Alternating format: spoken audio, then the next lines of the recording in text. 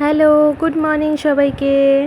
আজকে দুপুরে আমি কী রান্না করেছিলাম চলো তোমাদের সাথে একটু শেয়ার করে নিই। আজকে আমি রান্না করব পটল, গাঠি কচু আর আলু দিয়ে তেলাপিয়া মাছের ঝোল, আর করব কাঁকরোল ভাজা।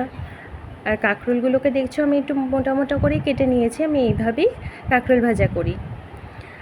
আর ওখানে মশলা করার জন্য নিয়েছিলাম কাঁচা লঙ্কা, আদা, জিরা আর টমেটো, ওটা একটা পেস্ট বানিয়ে নিয়েছি। আর এদিকে দেখতে পাচ্ছ আমি একটা কড়াইয়ের মধ্যে জল দিয়েছি, জল দিয়ে কাঁকরোলগুলোকে দিয়ে দিলাম। কাঁকরোলগুলো আমি ওই 2 মিনিট মতো ভাপিয়ে নেব। কাঁকরোল ভাজিটা আমার মা এইভাবেই বানায়, তা আমিও এইভাবেই বানাই। কাঁকরোলটা কিন্তু আমি একটু লবণ আর একটু হলুদ দিয়ে ভাপিয়েছি। পরিমাণ মতো লবণ আর হলুদটা দিয়েছি, কারণ এরপরে আমি এর মধ্যে লবণ আর হলুদ অ্যাড করব না।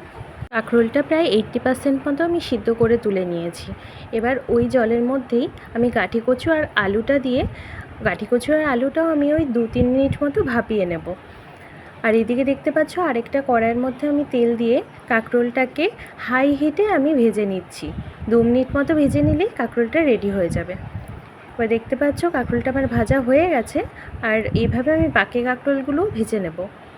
কাঁকরোল ভাজিগুলো হতে হতে এদিকে গাঠি কচু আর আলুগুলো সিদ্ধ করা হয়ে গেছে।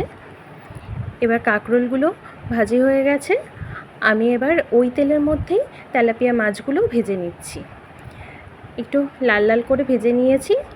এবার এগুলো সব ভাজা হয়ে গেছে, আমি এবার ওই তেলের মধ্যে পটলটাকেও একটু সামান্য লবণ আর হলুদ দিয়ে ভেজে নিচ্ছি।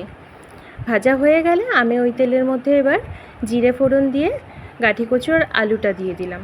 গাঠি কচু আর আলুটা এবার আমি একটু হালকা লাল লাল করে ভেজে নেব।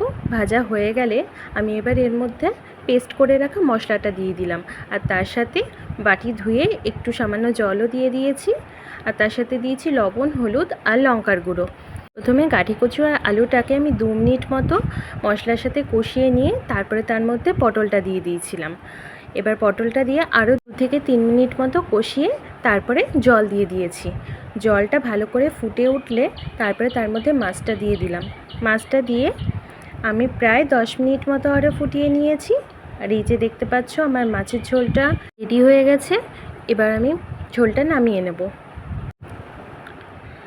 এবার দেখতে পাচ্ছ আমি ভাতটাও নিয়ে নিয়েছি এখানে। আজকে রান্না করেছিলাম ডাল, মাছের ঝোল, কাঁকরোল ভাজা আর খারকন পাতা বাটা, আর তার সাথে ছিল গন্ধরাজ লেবু। তোমাদের আজকের ভিডিওটা কেমন লাগলো অবশ্যই একটা কমেন্ট করে জানিও। আর যদি আমার ভিডিওটা ভালো লাগে একটা লাইক করো, আর আমার চ্যানেলটাকে সাবস্ক্রাইব করে দিও। সবাই ভালো থেকো, সুস্থ থেকো। আর খাবার পরে আমি কিছু ফল কেটে নিয়েছিলাম, এনেছিল লিচু, শসা আর আমাদের গাছে আম্রপালি আম।